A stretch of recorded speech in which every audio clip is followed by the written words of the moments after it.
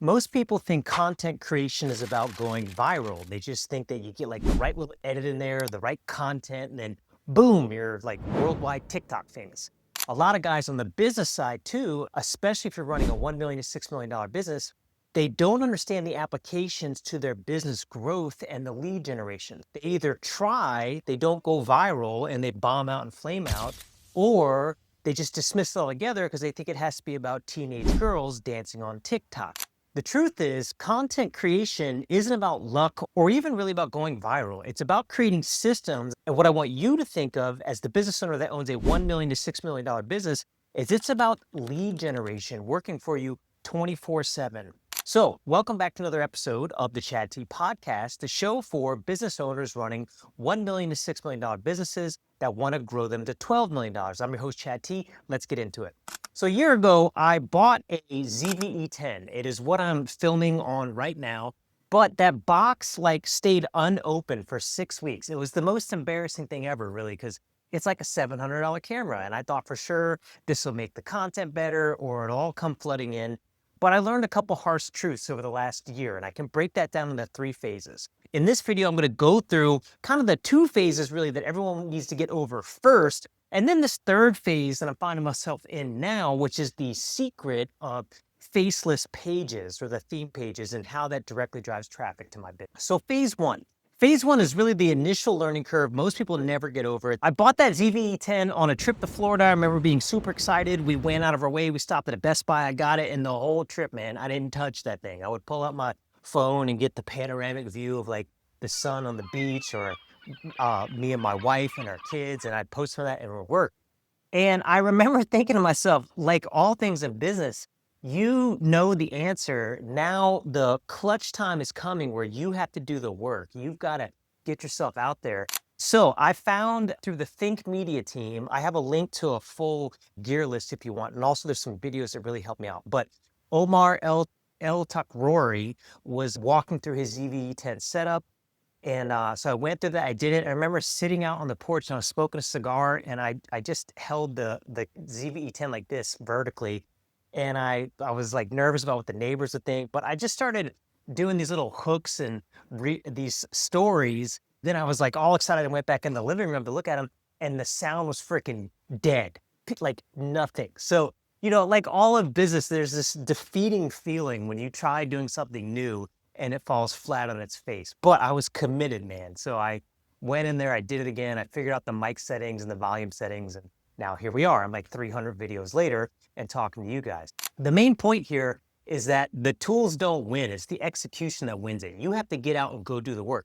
And honestly, knowing what I know now, I could do these on the iPhone still, but there's something called bokeh. It's that little blurred effect you're getting right now. Like I can see the ZVE10 tracking my eyes, so it makes my skin a little bit softer and makes those lights a little bit blurry.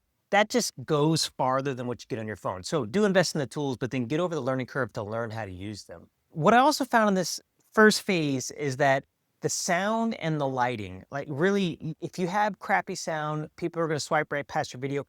And if you don't have good lighting, you can overcome that with amazing hooks, but you just have such an advantage when you down the lighting. And the lighting was the most intimidating for me for whatever reason. The good news is there's lots of YouTube videos out there, but what I'm pointing to right now is called my key light. Because I have a window over here, I put it on this side so it kind of reflects where you're psychologically expect the window to be. These are accent lights. What I don't have today is a little hair light, which I wear black polos all the time. So one day if I want to up my game, I'll get a hair light. It'll help, it'll like pop this black polo off the background. But my point is, that felt overwhelming to overcome that obstacle. And I did 2 things. One, I started trying it out on myself. And that meant on business trips, I was like skipping drinking and dinners, and I was just running 60 reels at a time. They call this at bats, just getting up there and figuring it out. And then 2, I started an entrepreneur group, and I framed it in a sense of I'll show you how to how to capture content the way I'm doing it. And so what that helped me do is like turning the camera on someone else, especially in a different niche. The first guy was a real estate builder, to be able to focus on him as a subject and get the lighting dialed in and figure out if I needed extra lighting over here. And then to see the direct impact on the views. I remember he sent me a text once. He was like, my first 1,000 views, man. That was a game changer for me. So everything really opened up when I got the lighting. And now the challenge is, which we'll get into really later in phase 2, but now the challenge is finding more interesting backgrounds. And again, this isn't the best one, but if I had a more interesting background here, they just like stare and zone out and listen to what you have to say. So anyway, phase 1, the hardest part of that was getting over the lighting, and then it was figuring out these camera settings, and it was really mastering the tools. And a lot of people start blaming the algorithm, even though the quality of their video kind of sucks. There's some other tactics that I could get into. If you're interested, just shoot me a message. But things about, was 4K better than 1080p? You know, for a lot of the clients I work with, it's not. If you're trying to sell content creation, it does matter. But if you're like me, that's just in the nitty gritty of business, people just want to know that you've actually been with $700 million companies and know how to solve those problems. So I overcame those obstacles. And then also, phase 1 will help you learn if you're saying the right things. And I started this in a dating niche. And I know that sounds ridiculous. I've been operations since 2000. That's 2000, the year. I was born in 1982. So I started in the military, operations 12 years. I went off to do some entrepreneurial stuff, failing at that in between gigs, went back into the tech world on the corporate side, and then just rapidly propelled in the corporate side and operations. But my point is, for 20 years, my strong suit is the fact that I've done $23 million deals. I've worked at $700 million companies. I know the quote to cash system for businesses. I should have been talking about that. The dating, I don't regret. I was good at that also, and it allowed me to do a lot of content. But one day I remember sitting through that, asking myself, is this the legacy that I want to leave for my son or my daughters even? You know, when they look back, nothing was cringe. I didn't think so. But, you know, do I want them to think back 20 years from now, dang, Dad sure had a lot to say about dating. He was really good at when the mystery's over, the story ends, and your woman closes the book. You know, I was just like, that wasn't me. So what I learned in that is that personal brand is really the only thing you can consistently be. And that led me into phase 2, where I started the accounts from scratch. This is another tactical thing. Pay attention if you have business accounts already. If you're like me and you bought followers back in the day, because that's how you establish social proof, those followers are killing your video views. And because they don't actually look at your videos don't go anywhere. They don't hit these extra bands on YouTube and Instagram. So your customers aren't actually seeing your videos because we built all this social proof with paid followers. So in phase 2, I decided to start it all from scratch, and I dumped the dating content and I poured into this personal brand. A couple big points from this. This is almost what I would call the maturing crescendo in the learning curve. But you have to understand, let's just pick on myself. I've sat on $23 million deals. I've worked for $700 million companies. Every one of you out there with a $1 million to $6 million business, we could sit down for 2 days and we'll have a plan to double your business to 12 million. That's just facts. It's just reality. Okay, but on the camera, I'm a middle-aged dad bod guy that's probably got 10 pounds extra fat on him. I'm not exceptionally swole. You know, I'm not a girl in a bikini on the beach. Like for the social media aspect, most of you don't care. You just don't stand out. And for most of the clients that I work with, that's the same thing. You're just another guy in the sea people. So building a personal brand is the long-term play. It's where you need to be. People will always build trust and rapport with Chad. And when they dial into my core message and what I offer, it will resonate, will work. That's a good sales cycle. But don't expect this windfall of like views and marketing. It's not this magic pill that everyone tries to sell you. And listen to me, I paid $1,200 for one guy's group, learned a lot. It was wonderful. If anyone wants to know these groups, just message me. I'll tell you who they were privately. I paid $100 a month for another guy's group. He did a little inner circle thing. It was about in-person networking. All this stuff was tremendously valuable, and I met people. But my point is, I paid to sort of see behind the curtain in these other people's brands. And it's more than just them saying trendy things. There's a lot of outbound. There's still a lot of direct response, mail marketing, still a wonderful thing. It's just not a magic pill. But Now, with that caution, I want you to hear where the success works. With the real estate guy, for in a local play with him posting these on Facebook, I've experienced firsthand when he and I will go to the gym and people will say, "Hey CJ, I love the videos," or "Hey CJ, what do you think about XYZ?" You know, I'll be talking about a lot down in Orleans Parish or something. So that might seem minuscule, right? But that is the freaking money. Like, think about what happened in that moment. He's in the gym. He doesn't have to break the ice. He doesn't have to say, like, "How's the missus?" He's not kissing babies. They're coming to him because he was top of mind, because they've been in his ear, they've been in his feed this whole time. And they're asking him questions. Now, was that a $300 sale right there on the spot? No. But it's just this constant lead presence. So if you go into it with the mature mindset of understanding that I'm a key person of influence and there's a market out there that deserves to benefit from what I offer them, then it will work for you. It's just a long tail game. So this got me into phase 3, which is interesting for me. I started to realize that the only way to really win in this economy, the creator economy is what they call it, is by essentially getting mentions or collaborations or somebody else that's already trusted pointing their audience to you. And this is commonly done. This is old method, old technology almost, but this is commonly done in what's called a shout out on Instagram. And most of these shout outs are done on what is originally called theme pages that everyone else calls now faceless pages.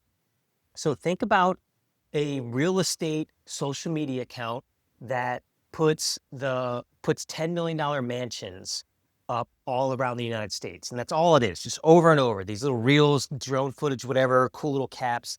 And then people are mesmerized by it. That account, because it doesn't have the investment of endorsing a person, it grows fast. It gets millions of followers. And we're on real estate now. Agents or anyone else who wants to get in front of the audience will pay up to $7,500 really for these little 24-hour shout outs. But in my experience running it on the dating niche and other things, you can get shout outs for $50. Someone who has traffic of like 30,000 to 100,000 visitors per month, you can get it for $750 to $800. Now, think about that. It cost me $600 a month on the cheapest side to run Facebook ads. It cost mailers anywhere from $300 to $1,000 to hit like your 25-mile, 50-mile radius. This is instantaneous. You paid someone $100 and you got immediate feedback. So if you like golfing, there's faceless pages for golfing. You can imagine them in your head right now. I see them for cigars. There's obviously endless ones for thirst traps. There's plenty of them for any specific niche. There's gear, like I'm filming on right now, faceless pages all over the place. The point is, every one of us has a faceless page that will support your business. And if you just think about the core values in your business or what you're interested in, I'm just pulling off a pool guy at the top of my head.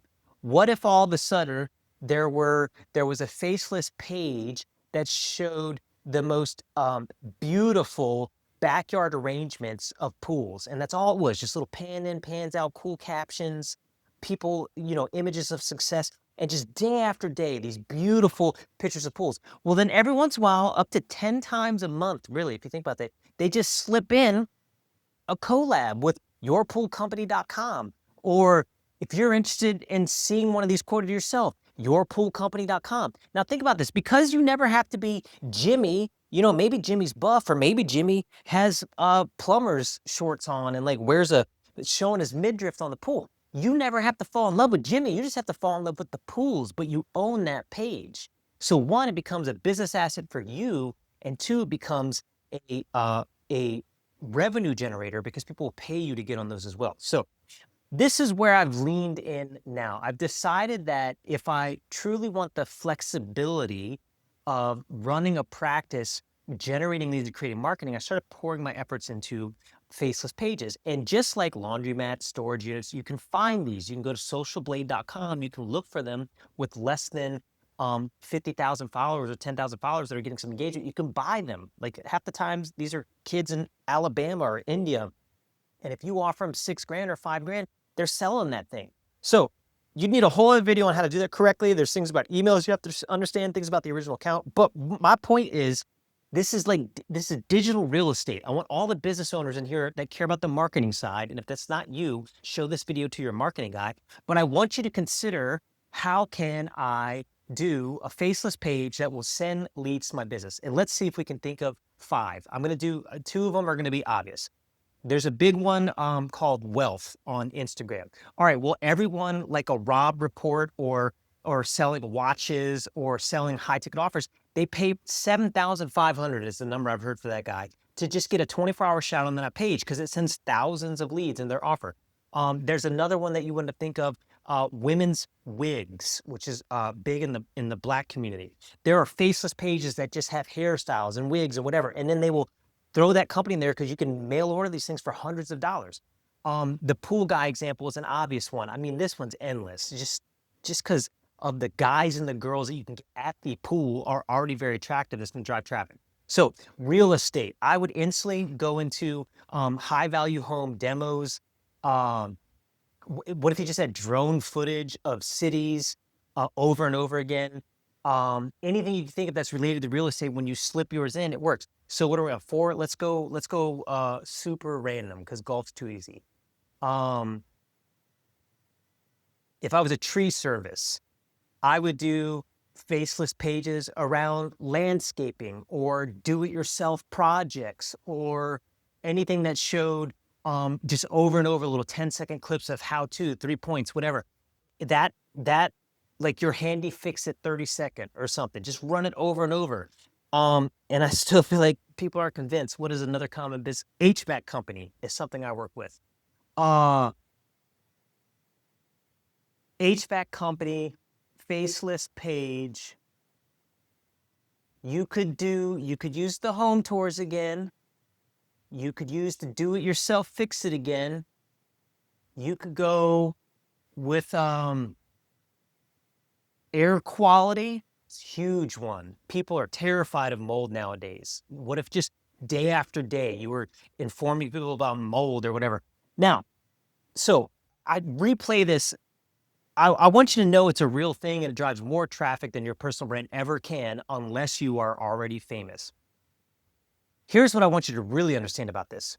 A faceless page, like all of your systems, can be turned over to someone else to run. So you can already pay an editor that will do these things from $6 to $20 a clip. They're going to do it way better than you. And then you can pay people to manage these accounts for $400 a week. Honestly, if you had outsourced it to some other team, it'd be like $1,000 a month.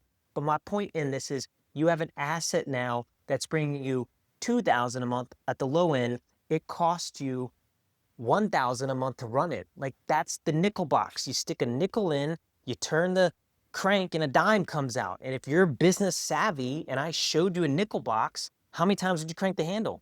Well, as many freaking times as you could. So my point is, I had to ask myself, the tension that I was talking about at the beginning, I had to ask myself, am I abandoning the personal brand to go chase something shiny and new? And what I found is that I think that tension creates a discipline that helps support everything together. So I'm committed to 1 video a week. I had a horrible last 2 weeks, super busy at work, some other personal stuff. Well, now it's a Friday. I'm in the conference room. I'm filming this. And if I have time, I'm going to film another one. I'm going to get it to the editor. And next Monday's is already scheduled. So that's a commitment. All right. Bare minimum commitment, personal brand. Do what you can on that. Now, I have 14 of these little clips queued in drafts already for the faceless page, and I'm pouring effort in that. And when I find the system that works, I'm going to hire the editor and the account manager to do it. And I'm currently looking for one to buy because I think it's just going to be a whole lot faster. So those two come together because I understand I'm building a revenue asset, and and it will drive traffic to this brand that you're on now. So if you like this video, I want you to hit like and subscribe. If you have any questions, drop them in the comments. If you want a business review for free, we can do it together on YouTube. Reach out to me in comments. I'll see you in the next one.